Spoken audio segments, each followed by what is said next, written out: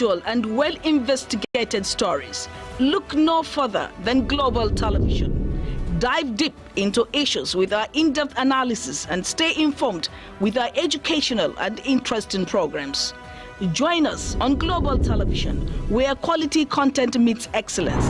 Follow us on all our social media platforms to stay connected and never miss an update. Global Television, Nigeria, our pride.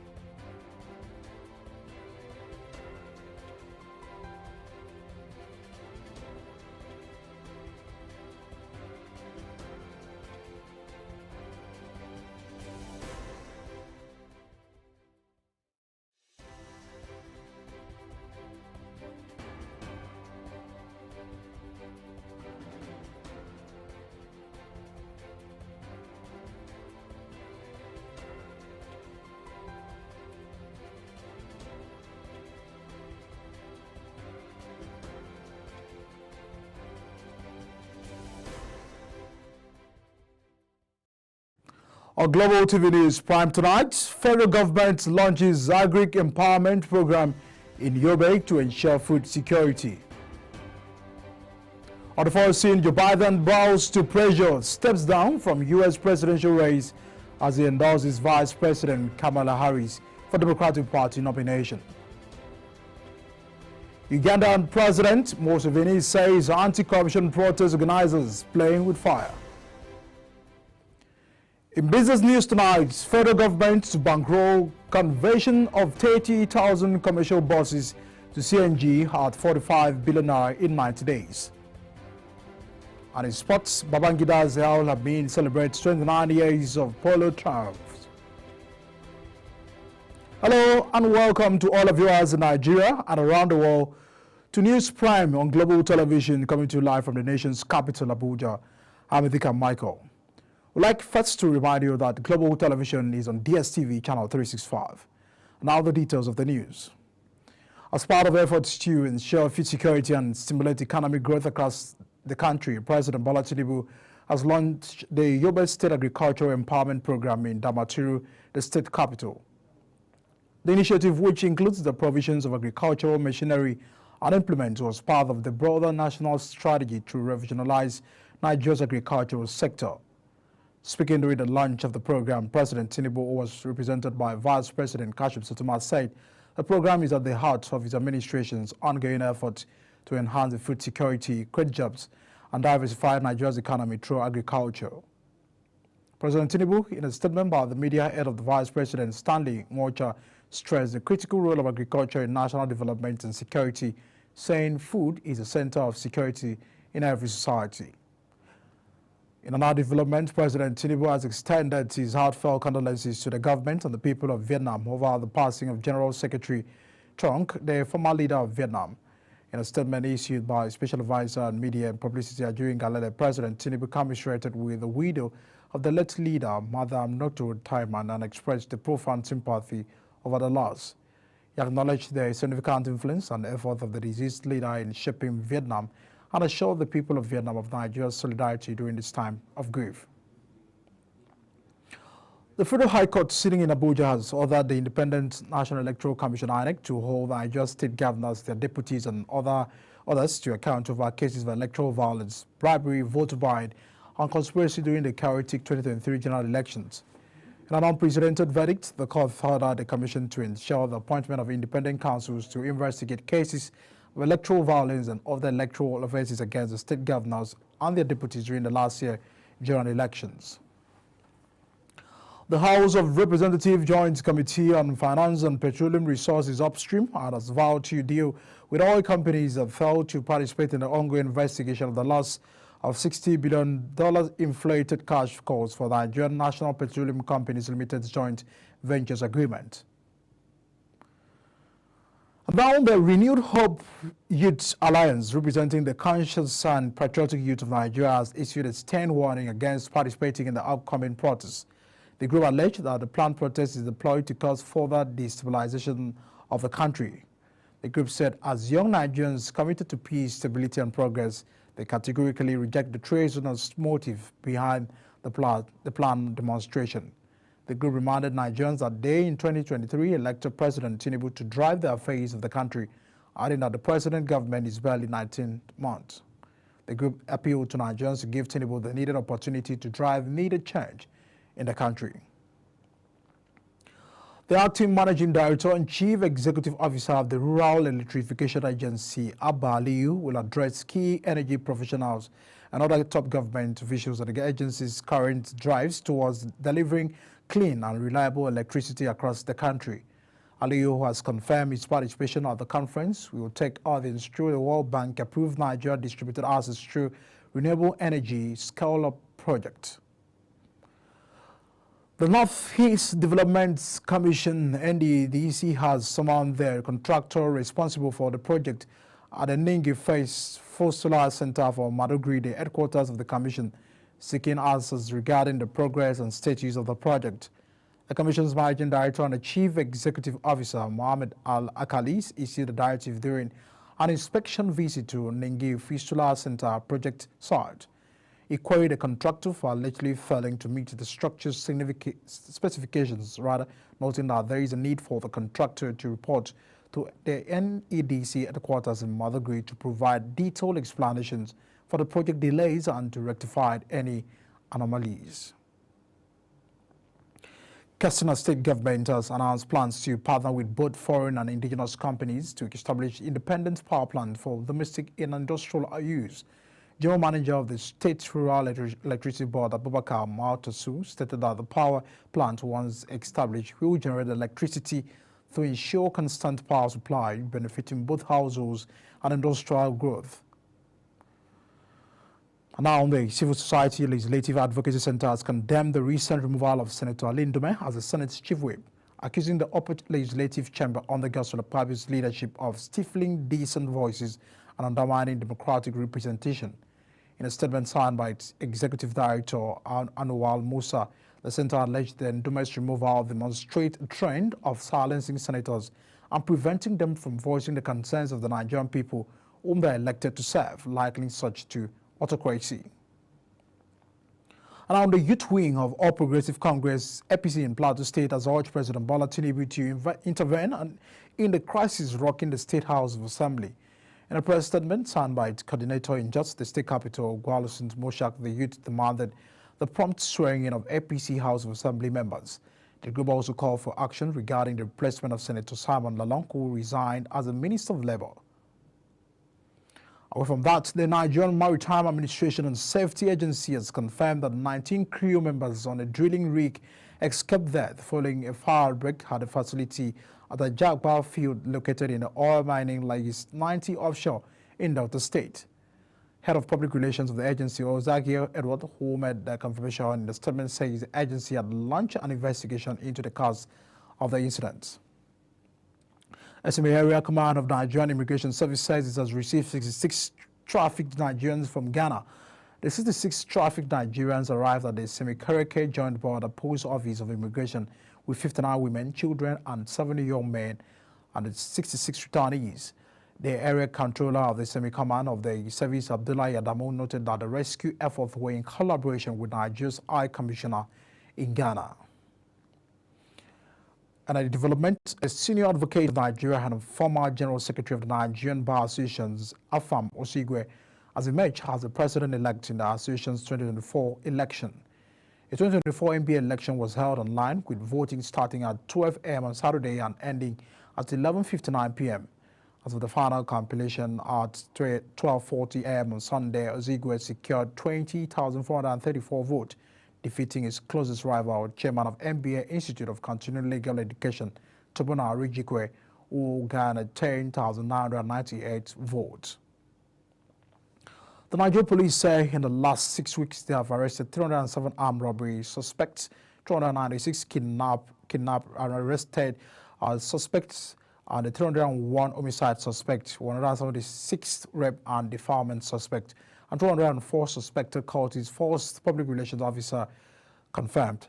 It started these while parading the 35 suspects arrested by the Police Intelligence Department and Intelligence Response Team in Abuja. Our correspondent, Kikilo Mokere, now has the report.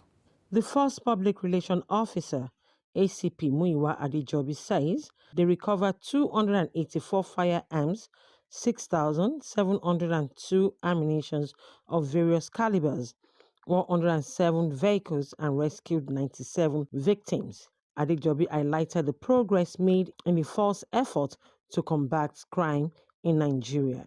We attributed the successes to the implementation of policies and anti-crime strategies by the Inspector General of Police, which have been paying off. In the last 6 weeks, the Nigerian Police Force has arrested 307 armed robbery suspects, 296 kidnapping suspects, 301 homicide suspects, 176 rape through defilement suspects, 204 suspected cultists, and we've been able to recover 284 firearms, 6,702 ammunition of various calibers, and 107 vehicles, and we were able to rescue 97 victims of kidnapping. Adejobi revealed an 11-man gang syndicate who were arrested in connection with stealing and receiving stolen items. Attesting to the crime, Mustafa Usman, the son of a retired uniform officer, says their group specializes in visiting construction sites and stealing metals and rods used in the construction. They are also involved in receiving and selling stolen electrical products and household appliances. No, I raise it inside my room. I'm not just wearing it. I'm not wearing it. But you call yourself soldier. Well, that's why they call you soldier. Why did you choose the name soldier and you are not a soldier? No, the time they arrested me, they have already used to call me with this name, soldier. No, it's only me that they arrested. Yes, for sub-target, they contrast the uniform with me. The Nigerian Police Force, under the present leadership, has been committed to executing its statutory mandate as enshrined in the Constitution of the Federal Republic of. The parade of suspects serves as a testament to the force's dedication to ensuring public safety and security in Nigeria. Items recovered include 284 firearms, 6,702 ammunition of various calibers, 107 vehicles, 1 AK-47 with magazines, sledgehammer, carjack, among others. Kike Lomo Okeri, Global Television News. Now, the House of Representatives Joint Committee investigating the arbitrary increase of cement prices in the country has blamed the laxity and the efficiency of the Federal Competition and Consumer Protection Commission for the high cost of the commodity. The commission also requested documents on the cost of production from major manufacturers of cement to ascertain if the production cost justifies the high price of the commodity in the market. It noted that the companies should provide details of all imported components for the production of cement and the prices from 2020 to date. A committee further demanded that the companies should also provide details of local components for the production of cement and the prices in naira and dollars, if any, in the period under review. The federal government, through the Presidential Compressed Natural Gas Initiative, will spend an estimated sum of 45 billion naira on the free conversion of 30,000 commercial transport vehicles within the next 90 days. After the phased park-to-park CNG conversion rally in Kaduna, where 100 conversion kits were distributed free of charge to commercial transport workers, another 150 kits were distributed to members of the transport union in Lagos. A presidential initiative targets commercial vehicles with partners in various states, with a target to convert 250,000 vehicles per year. Nigerians have called out the chief executive of the Nigerian Midstream and Downstream Petroleum Authority, Farouk Ahmed, for saying the diesel produced by the $20 billion Dangote refinery is inferior to the one imported into the country. It appears Ahmed incurred the wrath of Nigerians who accused him of trying to market the refinery owned by Africa's richest man, Aliko Dangote.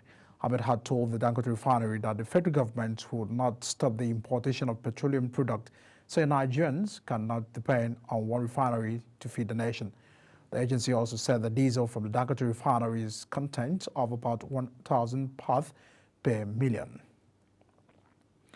Now, the Minister of Solid Mineral Development, Dele Alake, says the nationwide onslaught of the federal government against illegal mining has gathered momentum with arrests of several suspects allegedly involved in illegal mining of gold in Yagba East Local Government area in Kogi State.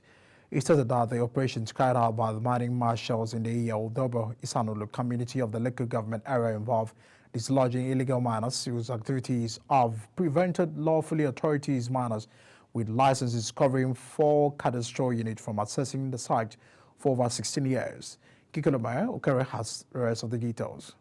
The Minister of Solid Mineral Development, Dele Alake, says reports indicate that the nefarious activities have gone unhindered for over 20 years.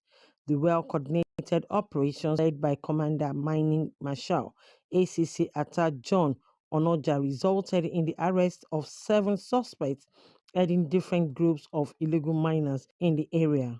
Following the successful operations, site workers were given 5 days to completely vacate the site as operations to effectively secure the areas and ensure it is fully recovered for lawful mining activities to commence. It could be recalled that a similar operations was carried out recently by the mining marshal in Umunochi local government area of Abia State, leading to the arrest of 8 Chinese nationals and a Nigerian suspected to be involved in illegal mining.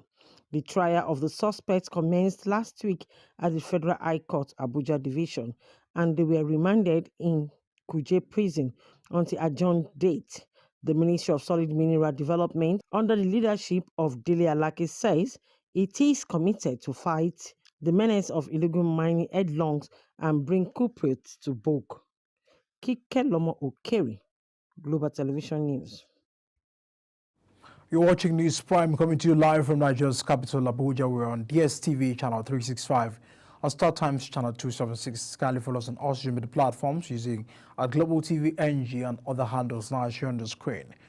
When News Prime returns, Joe Biden bows to pressure, steps down from U.S. presidential race as he endorses Vice President Kamala Harris for the Democratic Party nomination.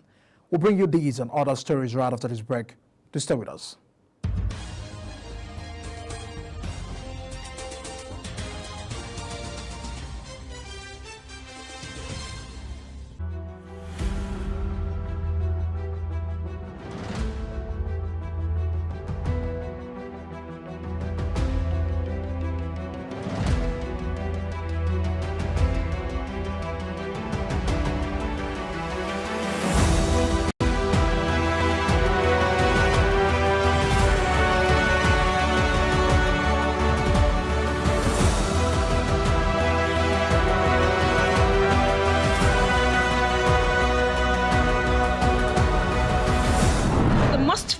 And well-investigated stories.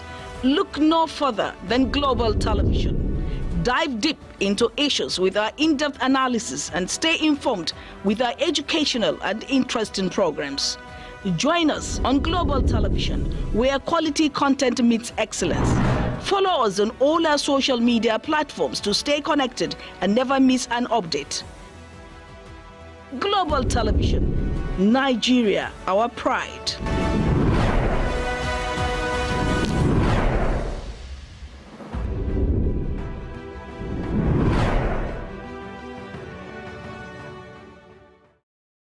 Welcome to Bayes University, Abuja, Nigeria, with a legacy of excellence and a vision for nurturing future leaders.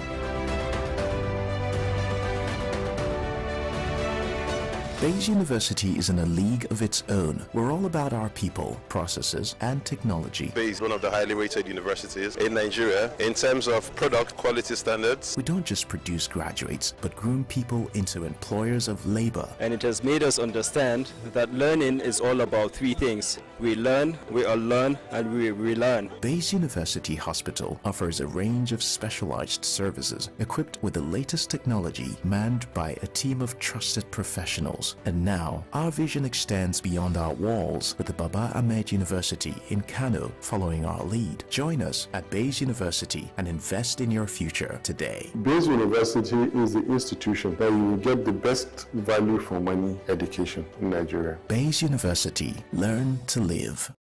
Piles can be so irritable. It itches badly, causes inflammation of the rectum, and gives so much pain and discomfort. But here comes the solution: Anadol. Anadol suppositories contains bismuth subgalate, balsam peru, and zinc oxide to give you relief from the irritating effects of piles and hemorrhoids. Get Anadol and get your life back. Anadol suppositories for relief.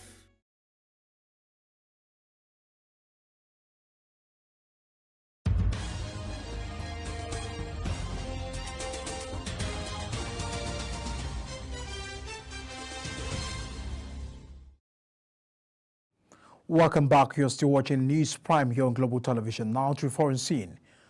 United States President Joe Biden has stepped down from the presidential election. In a statement, Biden said it is his intention to seek re-election as president, but his decision to quit the race is in the interest of his party and the country, promising to speak to the nation later in the week about this decision. Thousands of congressional Democrats have publicly urged the 81-year-old to step aside after his shaky debate performance last month against the Republican challenger Donald Trump, 78. Joe Biden has also announced that he is endorsing Vice President Kamala Harris as his successor for the Democratic presidential nomination. And now, the United States Geological Survey says a 6.2 magnitude earthquake has struck the Guatemala, with the tremor also felt in the El Salvador and the Nicaragua. No casualties or damage were, however, reported in the three countries. And now the Bangladesh top scoff has scrapped most of the quarters and government jobs that had sparked the violence clashes across the country that have killed more than 100 people.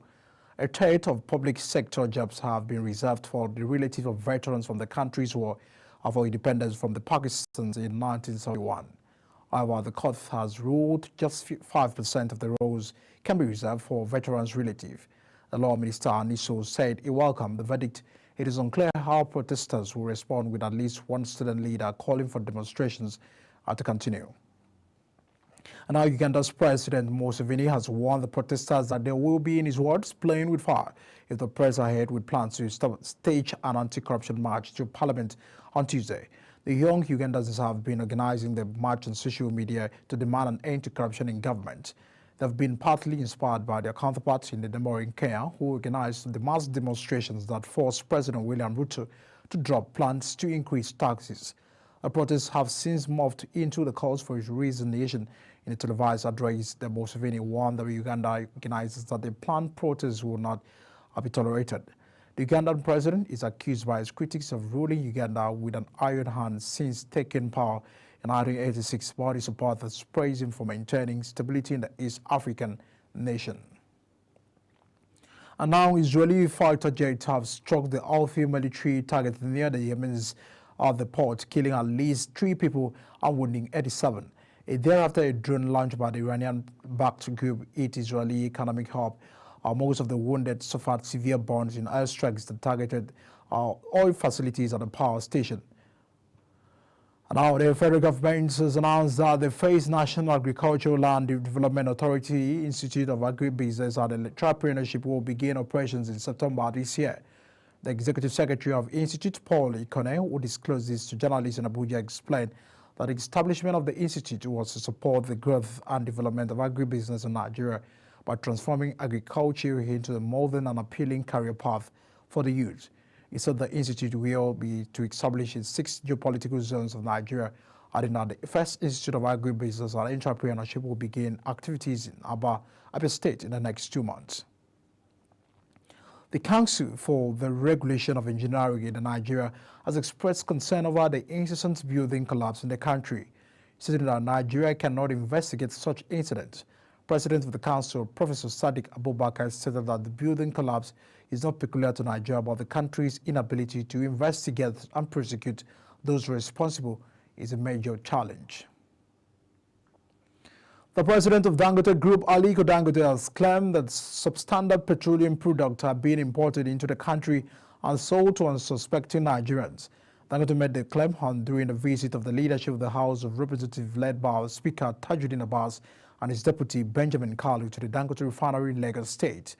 The business tycoon said there was a need for an investigation to be carried out to determine if there are some saboteurs in the oil sector or to find out if there are ulterior motives to market this business.